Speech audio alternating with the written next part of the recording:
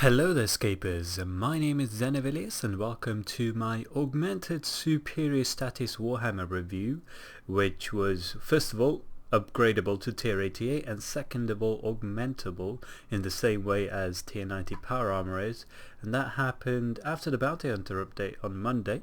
So I'm going to review this hammer, see how good it is, and the first thing I'm going to say is that I should have listened to my friend who told me to buy it on Monday.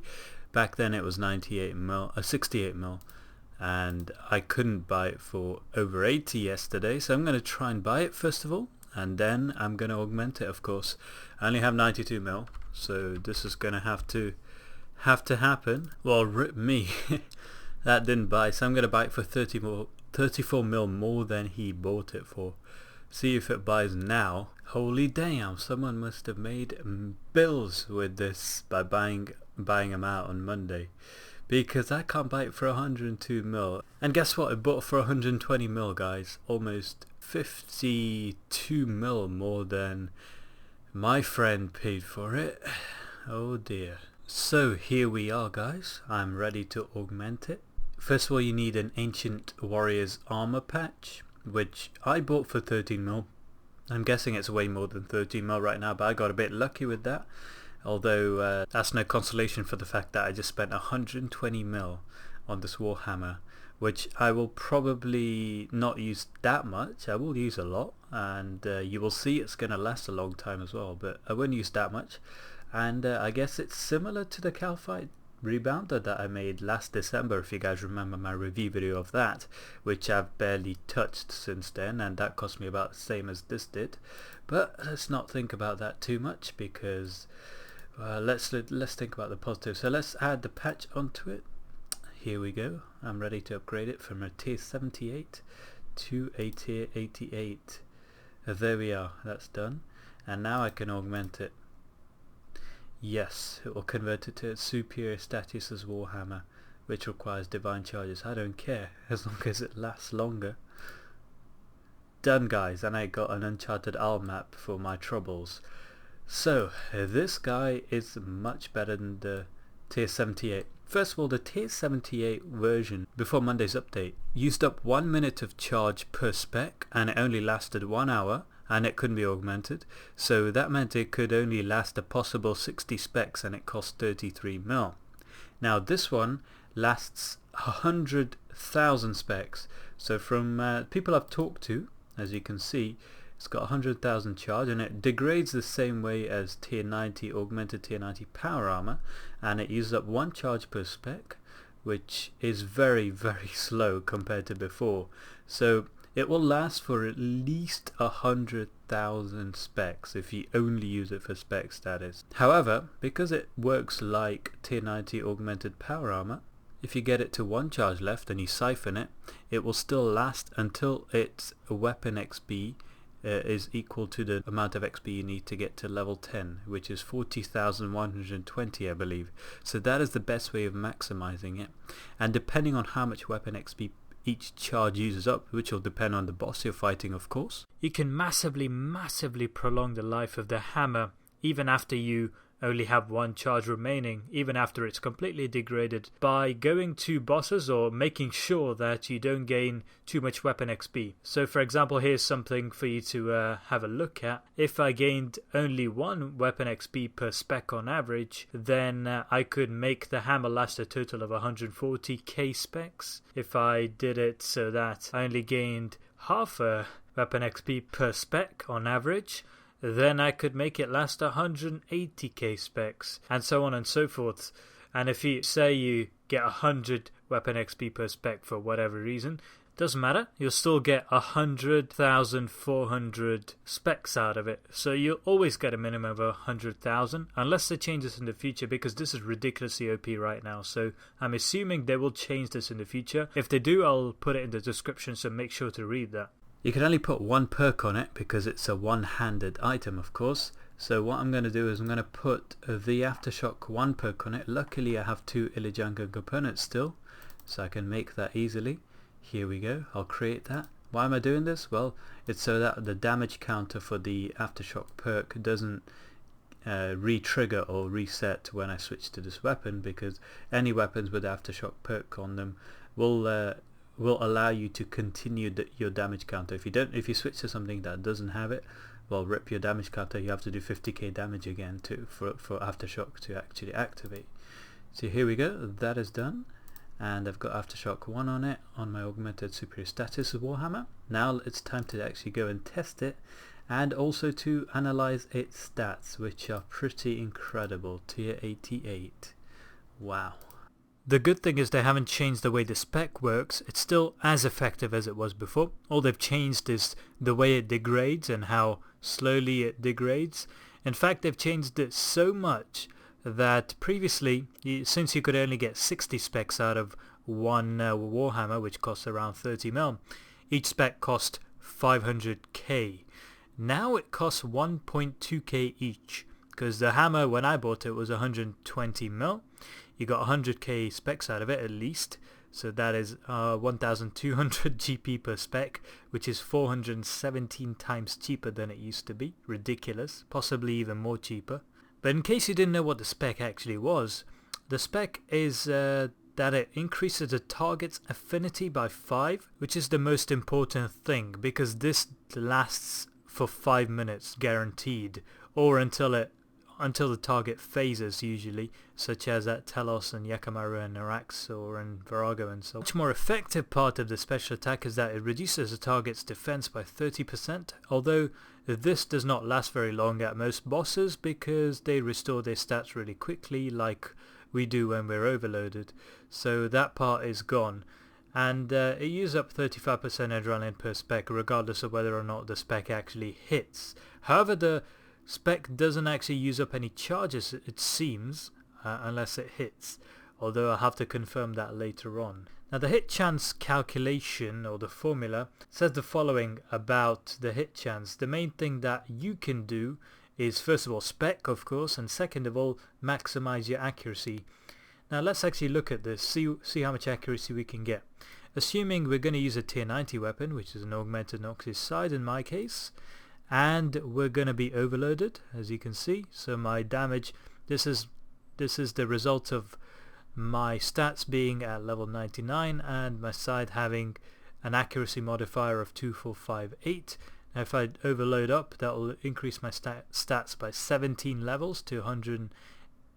By 19 levels to 118, and that will get it up to that. And then if I actually use turmoil, which it doesn't actually show, it will get it up to 4688 accuracy. So that's without any sort of external things, only these 3 things. Using these things we can actually work out our hit chance, assuming our stats haven't been reduced by brewing up, at different bosses, with and without the spec, because the spec, we know what the spec does now, don't we? So at Telos, for example, without any specs you will only have I say only, but you will have a 97.46% chance of hitting, so that's pretty high, I guess. But if you actually spec very briefly before Telos restores his stats, you will have 156% accuracy, which basically means you're guaranteed to hit every time. Anything over 100% means you're guaranteed to hit every single time. But after this brief period ends, your accuracy will drop down to 109.65%, which is still over 100, which is good.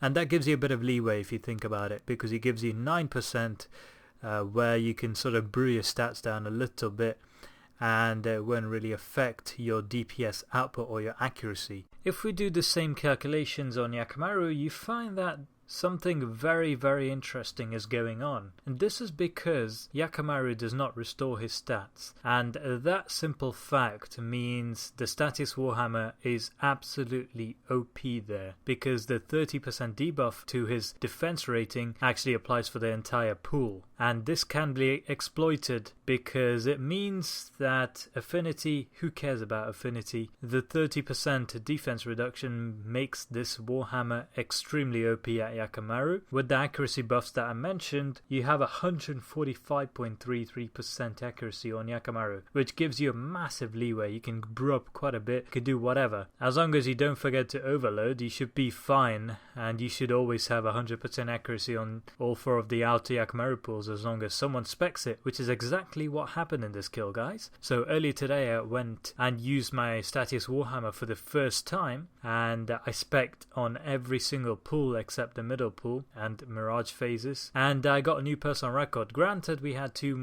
other melees in the team as well, which massively sped things up, because melee is higher DPS than the other 2 styles, generally speaking, as of right now. But despite that, the fact that everyone had 100% accuracy on Yakamaru just made all the difference. Even if you brew up and you just bring an inventory full of brews, it's not going to matter. You're going to be able to hit all the damn time. That's why we got a new personal record. It could have been a bit faster, but maybe next time, guys, maybe next time. And that is why you want to use the Statius Warhammer special at Yakamaru, because it doesn't restore its defense, unlike other bosses. The most, I guess, noticeable thing that happened after Monday's patches was the fact that because your Warhammer increases in level by 10 from 78 to 88, that makes a massive difference to the hit chance of the actual spec, which is much less than the hit chance of your main hand weapon using regular abilities. Of course, that's because the Warhammer back then was a tier 78 weapon, which means your accuracy on the spec was much lower than your accuracy with a main hand tier 90 weapon. And the fact that they buffed it means that a tier 88 is much closer to a tier 90 and your accuracy is much higher as a result. So the chance of you hitting with the spec before the update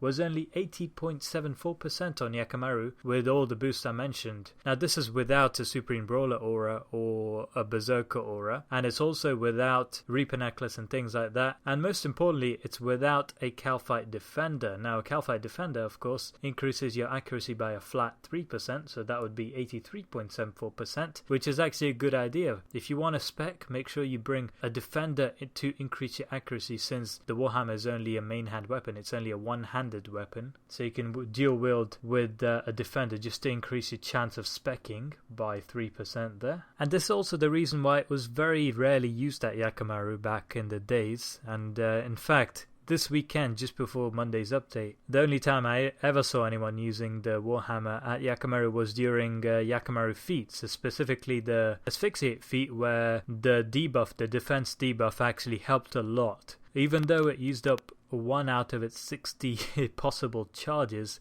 per spec, people used it there because you want Asphyxiate to hit so that you can get that feat over and done with to maximize your accuracy with Asphyxiate. If you compare that to these days where you can use the tier 88 version of the Warhammer, your accuracy is going to be 90.96%. Again, that's without the help of a Supreme Brawler aura or a Defender or a Reaper Necklace and things like that. So it's pretty insane. So your chance of hitting is 9 out of 10 as long as you're not brewed down. And finally, I just want to touch on the hit chance on Telos. Now Telos won't be affected by the defense debuff, not for very long anyway, but it will be affected by the affinity increase for the entire phase. But most people do Telos with mage, especially at high enrage. And how does this affect it? Well, because you're maging and you're going to be using a melee weapon to spec, you're going to be hit with massive decrease to your accuracy, and that penalty will affect your chance of specking. It's only a 50-50 chance if you had the tier 78 version of the Warhammer. Now it's actually a 61% chance if you're wearing full active primeval but still wanting to use a melee weapon to spec just to get that affinity boost for 5 minutes. Then sure, go ahead, but your chances aren't looking very good, especially since you won't be having the accuracy buff of a brawler aura. You'll be using a runic aura, won't you? So rip your life. It's only a 61% chance, 64% if you have a Reaper Necklace, and